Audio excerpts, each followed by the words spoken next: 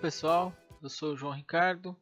Vou falar então a primeira parte, desse curso de importância socioeconômica e a comercialização de uvas de mesa no semiárido. Para vocês terem uma ideia, do que vocês vão ver aqui no curso, no curso inteiro, a gente trouxe um sumário desse módulo que está dividido em 3 partes, Mas nessas 3 partes vocês vão ver a gente mostrar um pouco sobre os principais países produtores de uva de mesa, os exportadores e são os importadores, como é que funciona externamente. Aí a gente vai falar um pouco sobre a importância da produção de uvas de mesa para o Vale do São Francisco, em termos de área, volume, além da geração de emprego e renda, Esse basicamente vai ser o primeiro módulo. Depois vem a parte do gestão do agronegócio em si, como é que a gente tem que trabalhar, visando a obtenção dos máximos lucros, a importância do mercado interno e do mercado externo, a evolução recente que passou a viticultura no Vale do São Francisco. Aí a gente já chegando no terceiro módulo, em que vai fechar também mostrando, alguns dados, umas estatísticas, como é que a gente consegue obter essas informações e como é que a gente analisa. Então esse vai ser o módulo que a gente vai tratar sobre a importância socioeconômica e o mercado. Bom, já dando uma demonstrada, no panorama geral, eu trouxe esses dados todos, eles são do FAO-Stat, a gente consegue no site da FAO. Os dados mais recentes eles são até 2019, mas já dá para vocês terem uma boa noção, um bom panorama. Aonde é que está concentrado a produção de uvas, a nível mundial? Basicamente é na Europa. Europa é onde tem a maior quantidade de área de produção mundial de uva. 41% de toda a uva produzida no mundo é na Europa. Depois da Europa vem a Ásia, basicamente a China é uma grande produtora, de uva também. E aí, em terceiro lugar, vem as Américas, onde você vai ter a América do Norte com os Estados Unidos e a América do Sul, principalmente com a Argentina e com o Chile, sendo os principais, digamos assim, os maiores produtores, das Américas. Bom, então, sabendo onde se localizam a produção, vocês podem perceber aí que aparentemente, quer dizer, que efetivamente você está tendo uma diminuição, de área de uva nos últimos anos, quando você compara ali o início dos anos 2000 com 2019, você tem uma redução de área, foi até diminuiu mais até 2017, depois de 2017 voltou a subir um pouco, mas você tem, ao longo do tempo, você não tem uma tendência de crescimento da área, com certeza você não tem essa tendência. Por outro lado, se você for ver a produção, ela não tem caído, Mesmo com a área reduzindo, a produção sim tem uma tendência de crescimento, não é uma tendência de crescimento acelerada, mas ela tem sim uma tendência de crescimento contínua, O que a gente pode imaginar que esteja acontecendo? É um aumento de produtividade. A partir do momento que você tem redução de área, mas você não tem redução da quantidade produzida, então isso só pode acontecer se você estiver tendo aumento de produtividade nas áreas existentes, E isso daí acontece no Brasil, acontece aqui no Vale do São Francisco, está acontecendo a nível mundial, É uma busca constante para você aumentar mesmo a produtividade dos parreirais, para você conseguir ter maiores produções. Bom, o maior produtor mundial é a China. E depois é que vem a Itália, mas eles estão praticamente iguais em termos de quantidade produzida, né? Por isso que a Ásia ela é tão forte.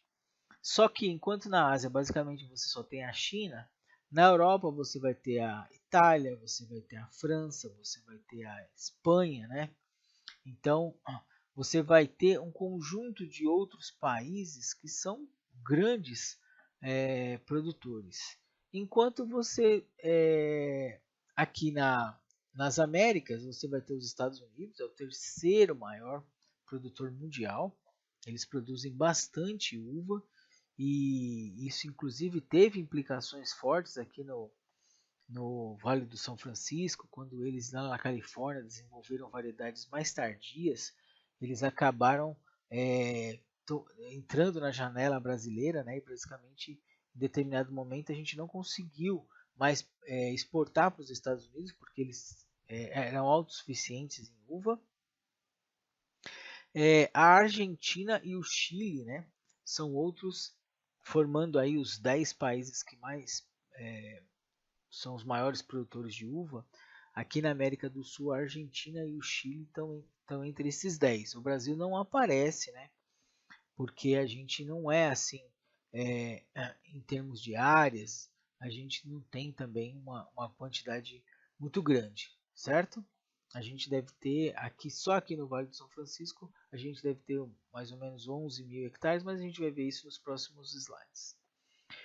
Bom, apesar do Chile ele ser o nono maior produtor mundial, mas ele é o maior exportador, né?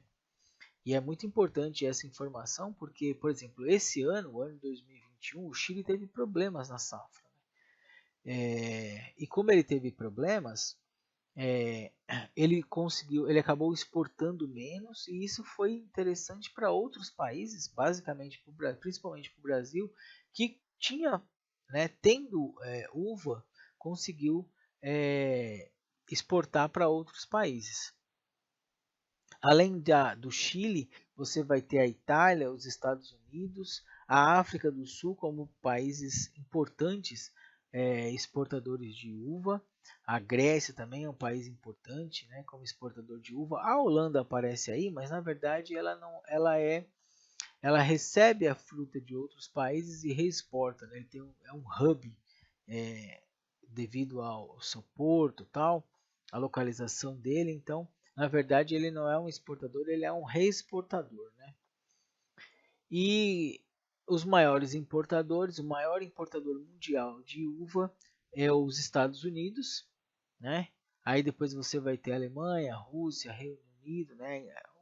A Europa toda também compra bastante uva. A Holanda ali aparece, né? Porque é isso, ele compra, a uva entra pelo porto de Roterdã e depois vai para outros países.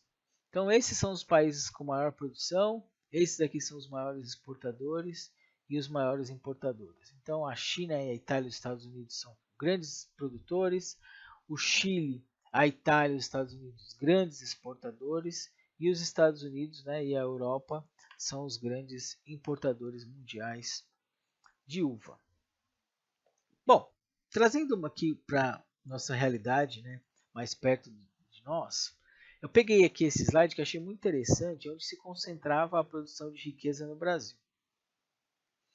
E aí vocês vão ver que tem os círculos formando as regiões. Então o círculo 1 está mais ali na região sul do Brasil, aonde você vai concentrar a produção de grãos, existe a produção de grãos, existe a nossa muito forte a suinocultura, a avicultura também ali, né?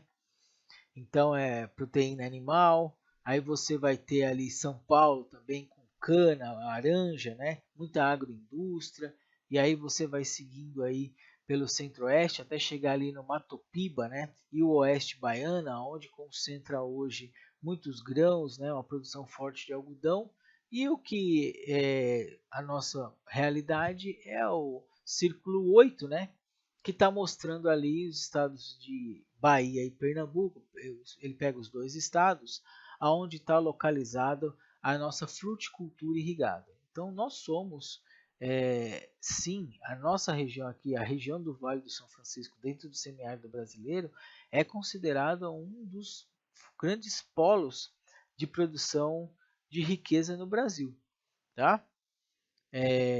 Não é só um polo de produção de riqueza dentro do semiárido, mas ele é considerado nacionalmente, ele não é só um dos maiores polos de fruticultura do Brasil.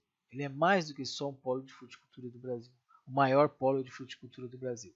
Ele é um dos maiores polos de produção de riqueza, né, agropecuária no Brasil, considerando outras, né, outras áreas do agronegócio. Isso daí só vai ser possível porque a gente está tendo, aqui se faz produção com irrigação, né, das águas do Rio São Francisco, né? Então aqui é a barragem de Sobradinho, em que concentra, né, é, a, a água, e muitos dos distritos de irrigação acabam puxando uma parte, acaba puxando água direto da usina de Sobradinho, né? E aí eles acabam, pelos canais de irrigação, e a água do Rio São Francisco vai irrigando, né? Então, quando você vai chegando aqui na região, você vai saindo de uma área que você vai vendo de caatinga, né, cinzentada, e aí você começa a ver as áreas esverdeadas, e você está sabendo que está chegando aqui no Vale do São Francisco. E quando aqui chegar, você vai se deparar, por exemplo, com áreas de produção de uva, como essas aí, com, com algo às vezes até que as pessoas até se surpreendem bastante, né? Como é que nessa região se consegue ter uma produção de uva com tanta qualidade, né? Com tanta produtividade e com tanta qualidade reconhecida nacional e internacionalmente. Basicamente, então, aqui a gente vai ter de produção de uva, aqui puxando aqui para o Brasil, né, especificamente para o Brasil. Esses dados estão numa publicação do CPEA, lá o pessoal da USP. Eles vão dizer, olha, a uva fina de mesa basicamente é concentrado ali um pouco em São Paulo e no Paraná, né? Mas você veja que são pequenas áreas, não chegam somando Paraná com São Paulo, você vai ter pouco mais de 1.100 hectares, né? Daria mais ou menos 10% da área do Vale do São Francisco, né? Que aí eles estão considerando que vai ter em torno de 11.500 hectares. Tem crescido a cada ano, teve um período que reduziu, mas voltou a crescer, né? E cada ano está aumentando um pouco mais a área com uva fina de mesa no Vale do São Francisco. Uma uva mais rústica, a uva Niágara, aí ela já está aí na região sudeste do Brasil e no Paraná, né? O Paraná e uma outra parte de São Paulo, a região de Jales, São Miguel Arcanjo, eles produzem, são áreas que produzem tanto uvas finas de mesa como uva Niágara. E a uva de indústria, quando ele está falando de indústria, basicamente é suco e vinho. Onde concentra para valer mesmo é no Rio Grande do Sul, apesar de que aqui no Vale do São Francisco a gente também tem alguma coisa, mas digamos assim que do ponto de vista quantitativo ou estatístico é uma área muito pequena, né? Então acaba nem aparecendo aí como um polo forte de produção, como é no Rio Grande do Sul, aí, com mais de 40.000 hectares de uvas disponíveis para isso daí. Bom, e a geração a produção de uvas, ela tem uma característica muito importante, que ela é altamente geradora de empregos. Ela é muito intensiva em mão de obra. Então, em todas as fases, né, você vai ver, você vai passando e vai vindo uma grande quantidade, você observa pelas fotos, uma grande quantidade de pessoas trabalhando. E uma característica interessante é que as mulheres são muito importantes, né, também na viticultura. Né?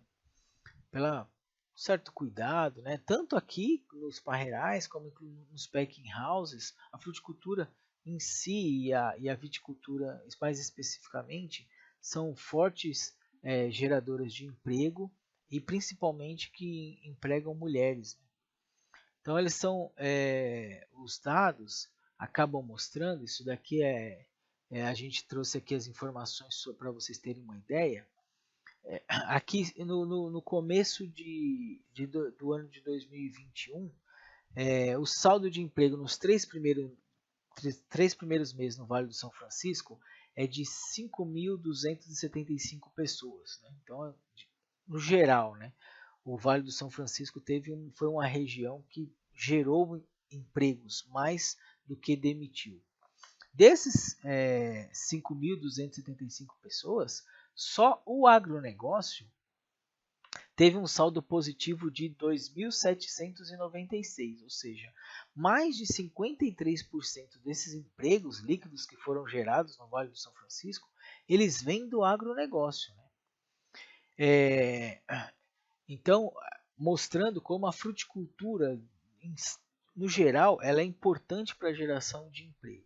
E dentro da fruticultura, dentro do agronegócio como um todo, a uva teve um saldo líquido de 1.658 empregos. Ou seja, desses 2.796, 1.658, que dá 59% de todos os empregos que foram gerados no agronegócio, vieram da produção de uva.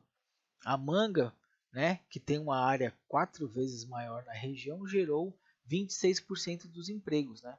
E manga e uva juntas geraram quase 85% de todo o emprego gerado no agronegócio da região.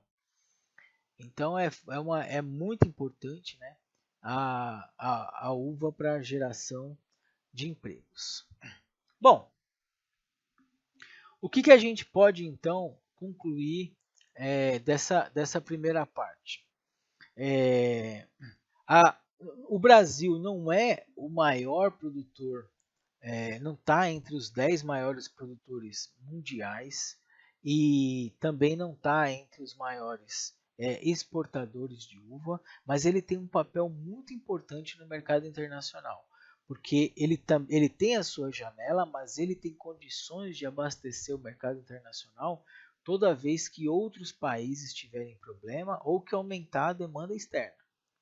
Especificamente, é o Vale do São Francisco que atende a essa demanda, porque 99,9% das uvas exportadas elas acabam saindo aqui do Vale do São Francisco. Nesse seu aproximadamente 11.500, 12.000 hectares que tem, onde se produz o ano inteiro devido à irrigação, né, das águas do Rio São Francisco, esse sol que tem em abundância e muita, mas é muita tecnologia que é envolvida e que vocês vão ver isso daí ao longo do curso.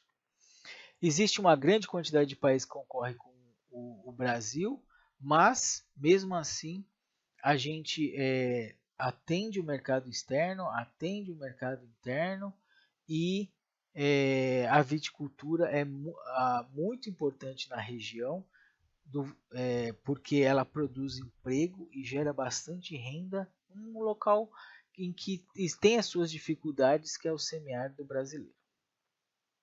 Então é isso, espero que tenham um bom proveito desse primeiro módulo.